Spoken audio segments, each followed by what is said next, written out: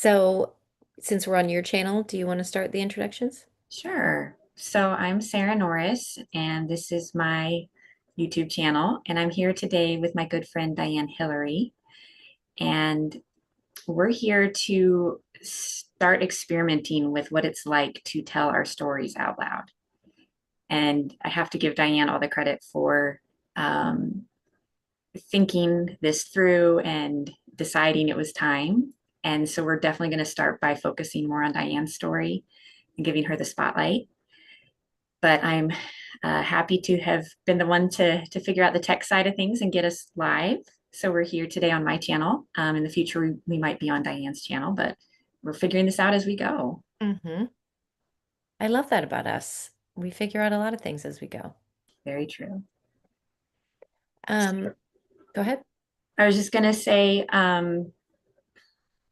as a means of what we're doing here and an introduction, I we're wanting to be storytellers and share our stories. And I want to give you, Diane, the microphone in just a second. But I just wanted to do a little bit of a callback to when I worked at the Star Institute. This was something that my colleague at the time, Carrie Einck, and I had really recognized the importance of stories with the clients that we were supporting.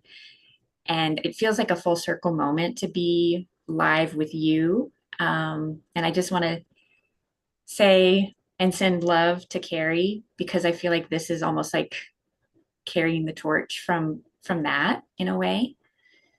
And with that said, I'd love for you to jump in and say what's coming up on your heart right now, Diane. Well, I thank you so much for sharing that, and I'll pop in now and share how we met, and then maybe we can each do a little bit of background or intro as well for people who might not know one of us. So the way that I found Sarah was I was reading the book Divergent Minds. I think that's what it's called. And this was during COVID, and I can't remember how I came across the book, but when I started reading it, I was like, oh, wow, this is describing me and all of my clients. Sarah's name was mentioned in the book as the person who started or helped found the adult sensory processing aspect. I'm going to let you tell it because I don't know that part. What did you do? Yeah, so Carrie and I were both interviewed. We had worked together with Lucy Jane Miller to basically have a pilot program for working with adults with sensory processing disorder. Hmm. And historically, sensory processing disorder or sensory integration dysfunction, it's been called many different things. Uh, the target was really always children because it was considered like a developmental thing. Um, and there had been adults calling Star saying, "What about us? We need help too." And that really spoke to Lucy's heart. And when she hired both Carrie and myself, she asked us if we would be willing to work with adults. So it was because she gave us that opportunity that we were able to step into it and help build it from the ground up with the adult clients that had been asking to come. Hmm. And then Janara, the author of that book, reached out to interview us because at the time and even still today, there's not a lot of information out there about neurodivergence in adulthood, and in particular, the sensory processing disorder, little piece of the pie. So, yeah, it was such an honor to be featured in her book and to be able to connect with people like you because of that. Yeah, so that it's so fun, I think, to be connected by a book, by seeing your name in a book, and now, to consider you one of my best friends. It's really lovely. I tell people that often um because I struggle with loneliness and I'm always looking for community, that it's easy to look around our communities and be like, I don't see anyone here that seems like the friend I'm really looking for. And and so I think it's a fun story to be like, yeah, we live in different states. I did look around my community and be like, I'm really having a hard time I've moved to a new place. I'm having a hard time making friends. And thanks to Zoom, I get to hang out with you, twice a week, maybe three times a week, on the different meetings and things that maybe more than that sometimes on all the meetings that we're doing together. And then I get to hang out with you in person. several times a year too, and it's been such a gift. So thank you to that book for connecting us. Yeah, it felt like divine timing, to use that term very loosely, because like you said, it was during COVID. That book had come out, I think, shortly before, even during COVID. And I had moved and I was feeling really isolated and alone. I had just started my own business. And so I was very hungry actually for connection at the time. And what I love is that you just followed that tug on your heart to reach out, and look where it's led us. And I think I hear from people all the time, like, wow, we're so surprised how accessible you are, Sarah. I'm like, yeah, not very many people actually. Like, I know I'm out there and people know who I am. And that kind of makes me scared that I'm known. But I'm also like, I desire connection and depth and friendship. And I'm very open. And I think, especially at the time when you reached out, I was probably even desperate Mm, for connection, as we me all too. were. Me too. Me too. Yeah. Yeah, so we did some shared. So I will just say a little bit more about my background. I have been a psychotherapist for the last 20 years. I'm trained as a social worker. And um, during COVID, I had moved because of, COVID circumstances. We needed more space. So me and my ex-husband, my husband at the time, and the kids, we came to stay with his family in Tybee Island. And and it ended up being such a transformative time for me. I really connected with nature here. I had been in Atlanta for most of my adult life, and so being we where we stayed during COVID was right on the ocean, and the beaches were closed. So it was basically, just us and a few other folks who were living there. We were staying in a place that was mostly rentals and mostly not allowed to be rented during that time. So so yeah, in over the last few years, I've been journeying from being more in all these, traditional roles as a research-based psychotherapist and a wife and mother in a pretty traditional marriage, and to, coming out as queer and learning all about my neurodivergence and all those, parts of my sensitivities and gifts, as well as this intuitive awakening, connecting with nature and connecting with new forms of, energy and spiritual ways of knowing. And it's been such a beautiful and fun journey to be alongside you for. And so I'm grateful for the safety we've created, and this is something I've wanted to do for a long time, to share my story in a more public way, and I have felt really scared. And so I am grateful that I feel so safe with you, that it feels like we're just having a conversation with friends and we happen to be live streaming it. Yeah. And as long as we forget that we're live streaming it, it stays comfortable. Right. Hmm. Yeah. Yeah. I just want to say how beautiful has been to witness you along this journey. And I've seen you time and again be shaken, like to the core, with just how painful and brutal some of the things that you've gone through have been. And I've seen you have so much integrity to come back and to live from your heart and to return to that authenticity. And it's bringing tears to my eyes, just how beautiful it's been to witness you, like all of the transitions and changes that you've been through since the time we met in 2019, 2020. um it's been, for me personally, so helpful to just see what's possible. All of the, like, oh, I couldn't do that, oh, that would be too disruptive, oh, what about my kids, what about my family? And to see that you've been so brave has been such a beautiful thing for me. And I'm really excited about other people in my life getting a chance to know you and your story, and to get that glimmer of what's possible. Um, because I think there's so many of us that believe we have to live small and within limitations. And I've watched you kind of blow all of that out of the water, but also in such a like gentle and gradual way, where it hasn't felt like, from an external perspective, like it's been that explosive. I'm sure it's been excruciating for you. Um, but I guess I'll jump into a little bit of an introduction of myself for anybody who's watching on your end that may not know me very well. Mm-hmm. Um, I'm an occupational therapist by training, and about 2019 is when I started to really venture into the world of coaching as well. And similarly to you, Diane, there was a lot of like traditional roles that I really felt, I guess, comfortable staying within the lines of this is what is expected of me. So, of course, I'm going to do that. And my journey has not been the same as yours, and the challenges that I faced have not been exactly the same, but there've been so many common threads about waking up to authenticity. And it's been empowering to watch you go your way and knowing that it's maybe a different way than mine, but it's given me that, like, well, what if I follow my heart? Where is it going to lead me? Mm-hmm. Because there was a lot of following other people's expectations or desires for a long, long time. And there was a lot of chaos in my life. And I'm not going to say that it's not chaotic now, Mm-hmm. but I'm in it in a way that I wasn't before. I felt like life was pulling me.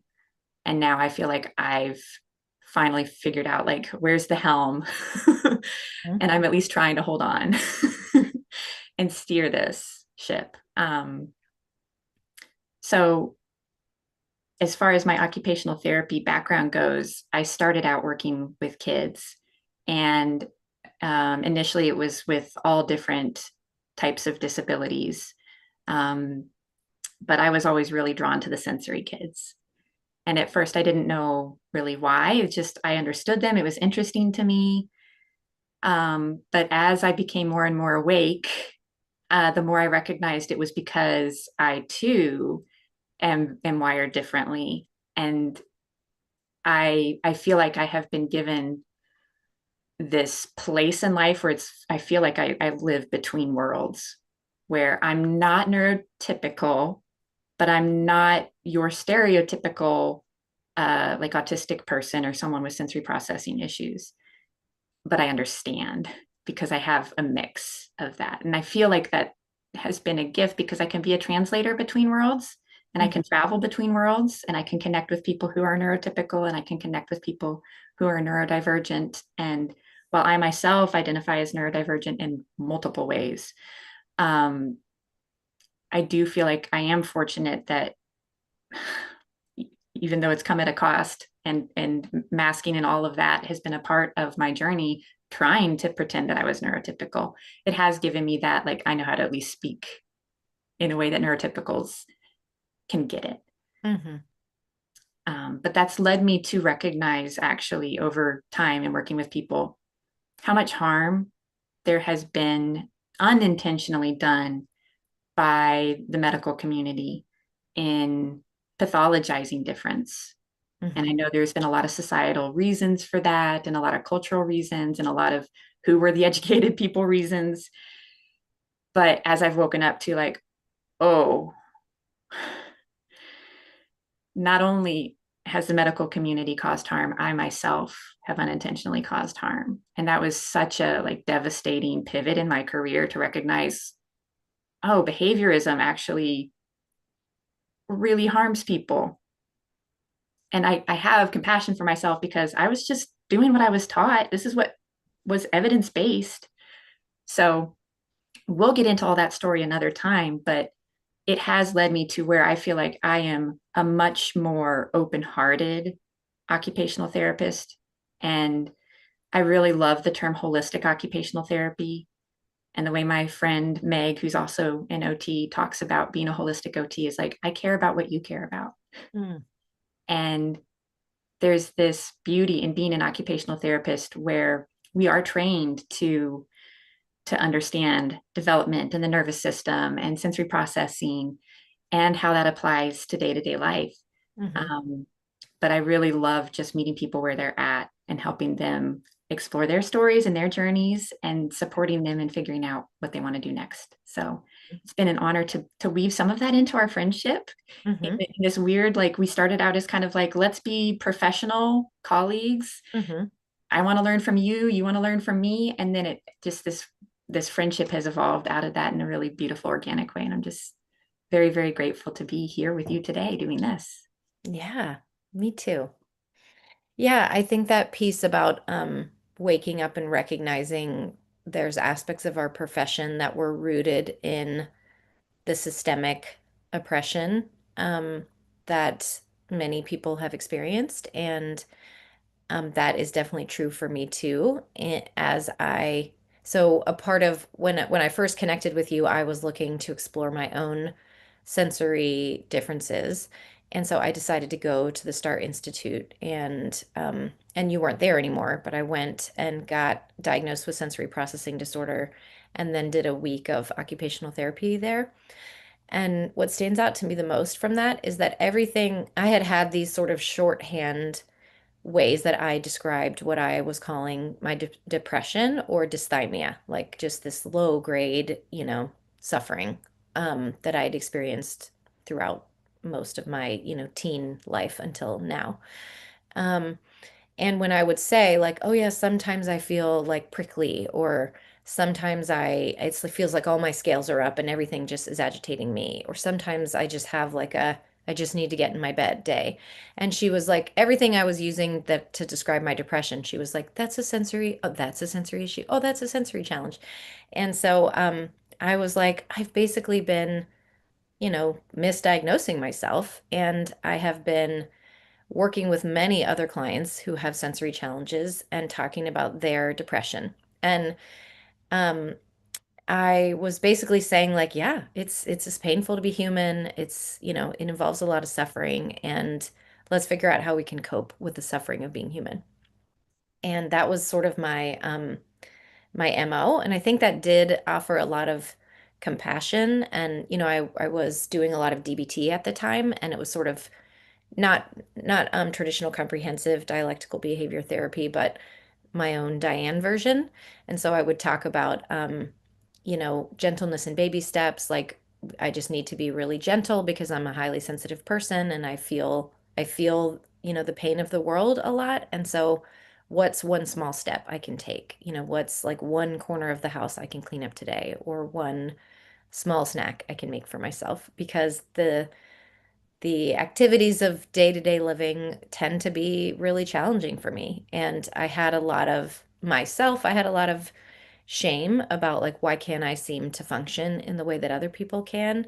And I had a lot of clients who I was having those discussions with, the shame of like, why can't I have my house be presentable for guests? Or why can't I follow the same routines or seem to keep up with all the things that other people are doing?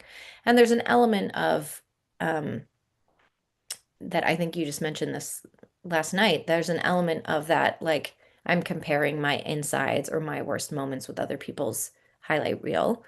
But I also think what I've learned from reading Divergent Minds and understanding my own sensory processing differences and neurodivergence in other ways, other aspects, is that there are also, things that are just that my brain is not wired to do, or basically it helps me to think like the world was not designed for super sensitive nervous systems.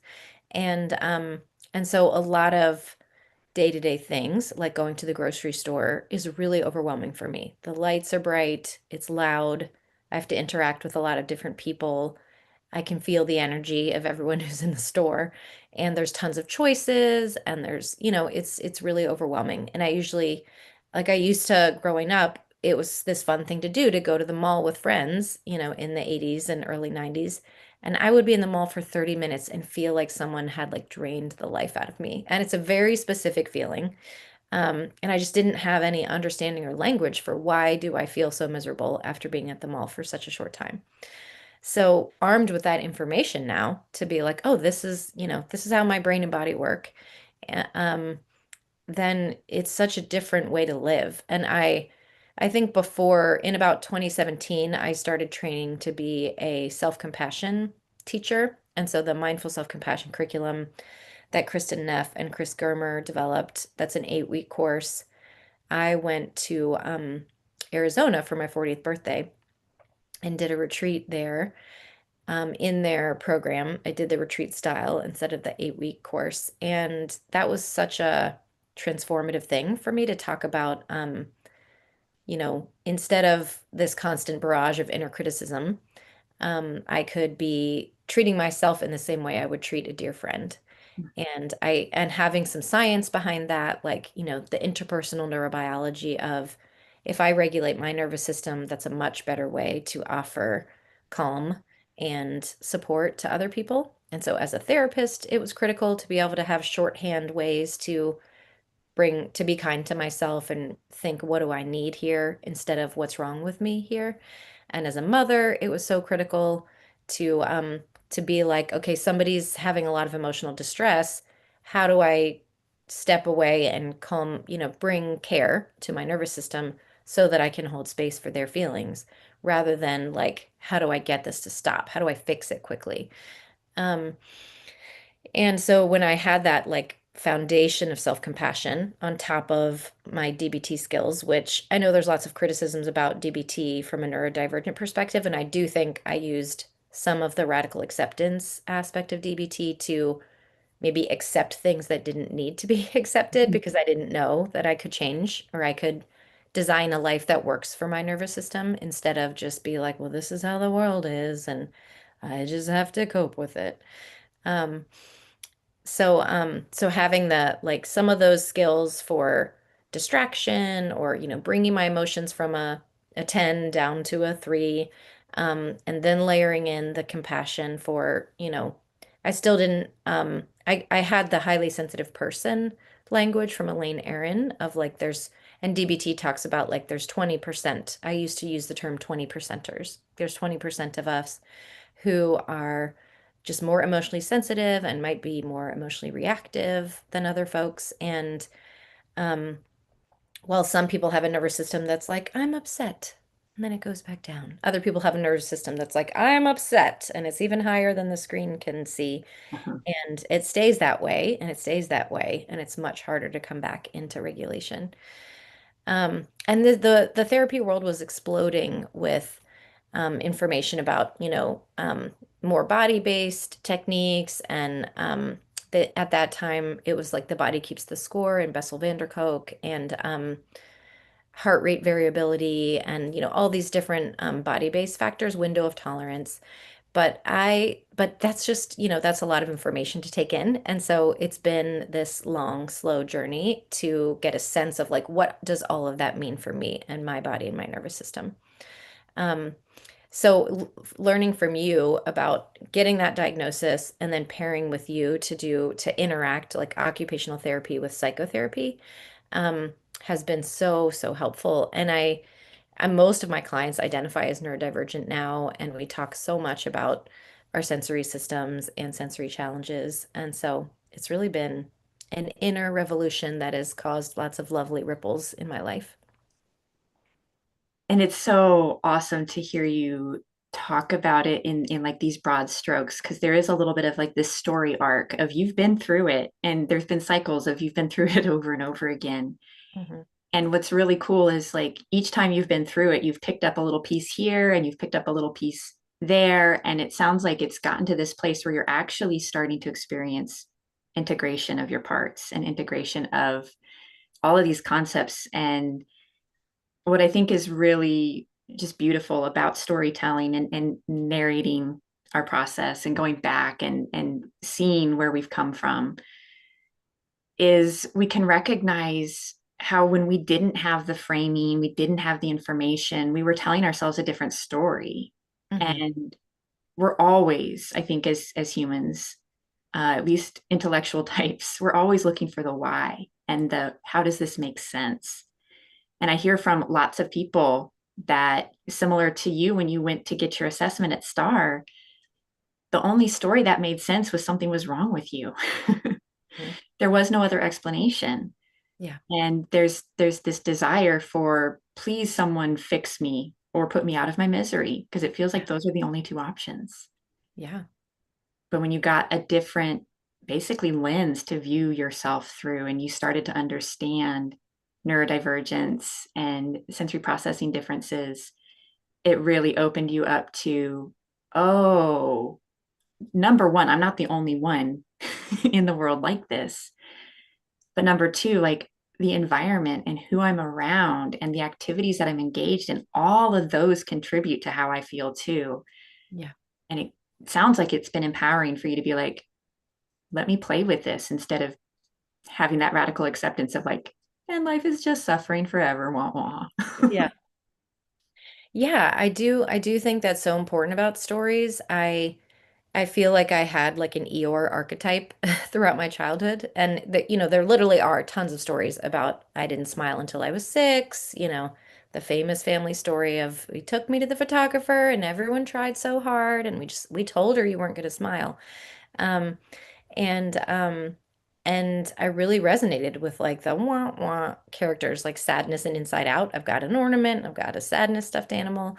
And I think I think Sadness, like there's a few moments where the character of Sadness in the movie Inside Out just sits down next to someone and says like that makes sense. And you can see how beautiful it is to have that aspect of like whatever you're feeling makes sense. That's so important. And also to have no access to joy is miserable. It's a miserable way to live. And I really want to share throughout this process that I really struggled with suicidal thoughts throughout my whole life. And I want to be transparent about that because I think I appeared to be like a busy mom who had, who was raising kids and working. I had my own business, and inside I was really miserable, really, really suffering. And it does just feel like it's excruciating to be living outside your window of tolerance all the time and to have an internal dialogue that says like you need to be pushing yourself harder because you're still not keeping up with everyone else and it's you that's the problem and just like pointing out, my flaws constantly. And even when I learned about self-compassion, it's funny because I would teach it to other people and they would be like, "Oh my gosh, like I'm doing it. I feel a lot of compassion to myself." And I'm like, "What? Like I've been practicing this for years and I still have so much self-criticism." And so for it to be so entangled with masking and with these stories about, that started from birth of like I'm not smiley and warm and I can't be a good host. I don't say the right kind of thank yous. I don't have the right kind of gratitude. Um, those stories are get really stuck and they are hard to shake up. And it has taken a continual journey to figure out how to shake the bedrock of those stories. But I really do feel that I have a lot more moments of embodiment and joy and connection and safety. And I'm so, so grateful for that. Well, I really appreciate your vulnerability in sharing just how bad it was and the depths of that. And I honestly can tell you just how relatable it is. Even with knowing all the things about sensory processing and regulation and window of tolerance. And there was definitely a latent phase for me as well, where it's like, I know these things, but I don't feel them in my body and it's not really landing. And I'm teaching other people how to take care of themselves while I'm struggling to do it. And I just want to go on the record like I'm so glad you're still here. I'm glad I'm still here. And I'm really hopeful that for anybody who might be watching who isn't feeling like they've gotten past that hump yet, that there is hope on the other side. And I think that's something that you and I really want to be highlighting and putting into the world is that,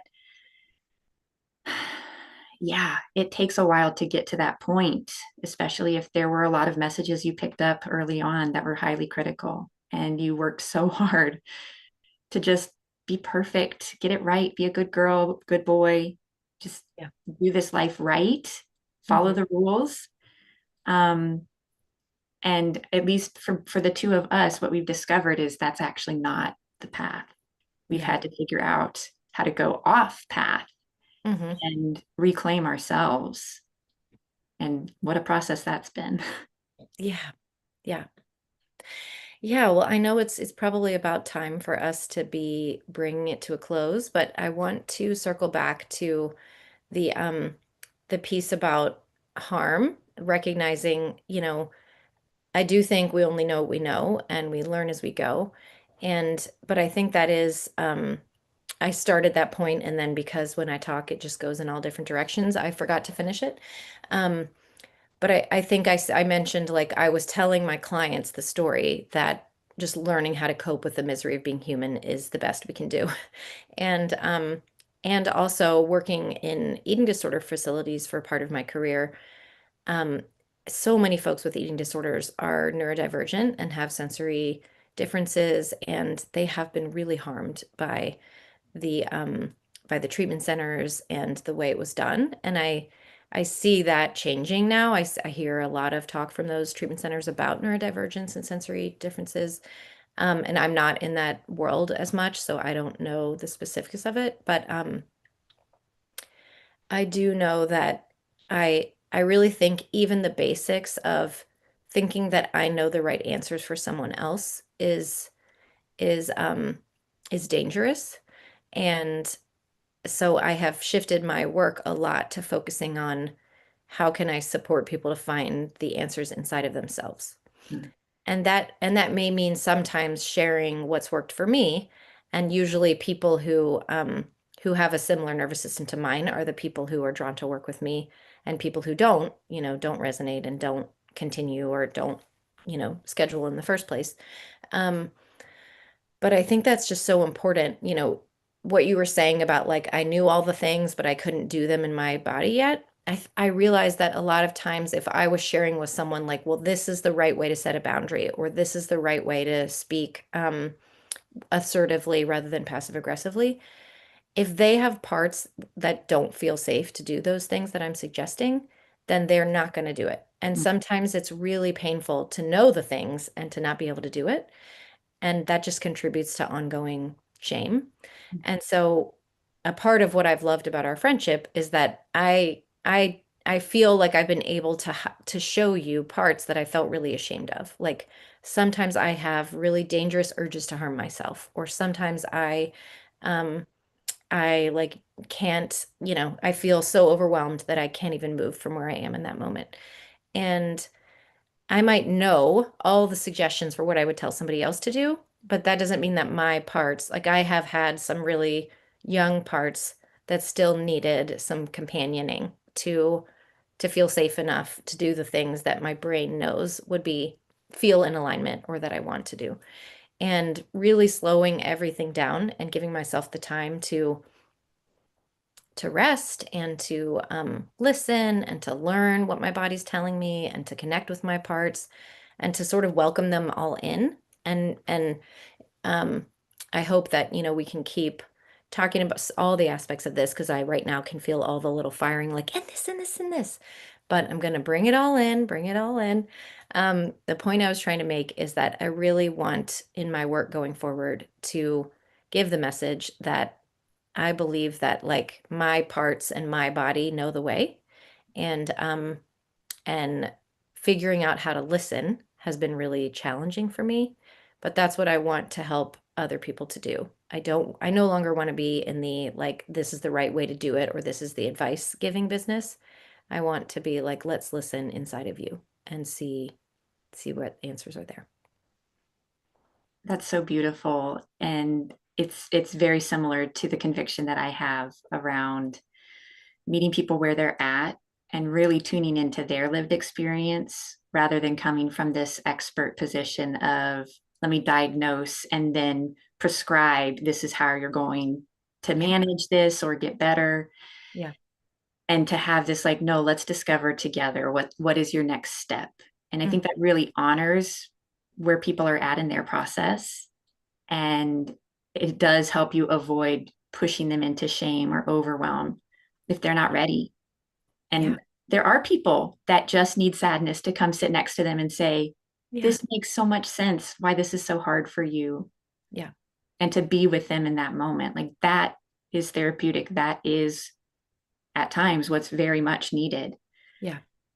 And what I wanted to just piggyback off of is that as you have your own healing journey and the more you have your own lived experience, there is more that you can embody as you teach and support others.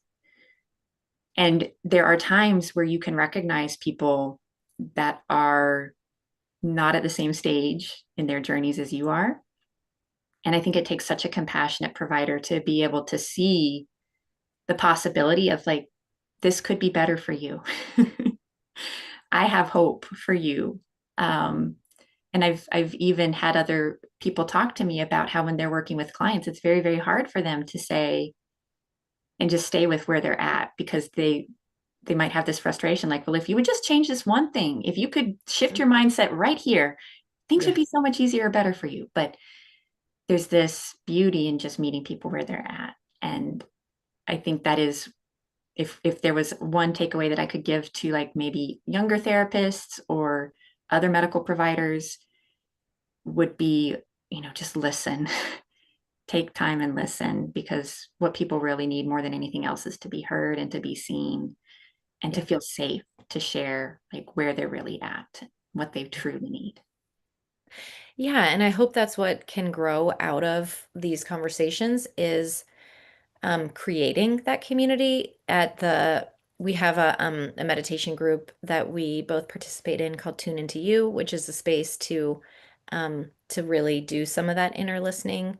And at the retreats I lead, it's sort of an extension of that, this idea of like even the connection between you and I. Like it feels like it was like a thread out there that I just had to pick up that book at the right time and see your name and reach out and I was like activating the thread of connection that was already planned or already a part of our relationship.